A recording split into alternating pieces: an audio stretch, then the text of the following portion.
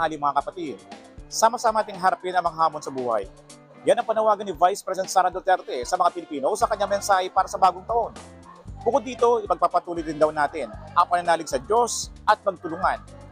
Kayo mga kapatid, paano pinaghandaan ang pagharap sa mga hamon sa iyong buhay ngayong 2025? Tara, samahan niyo ako at magtatanong tayo dito.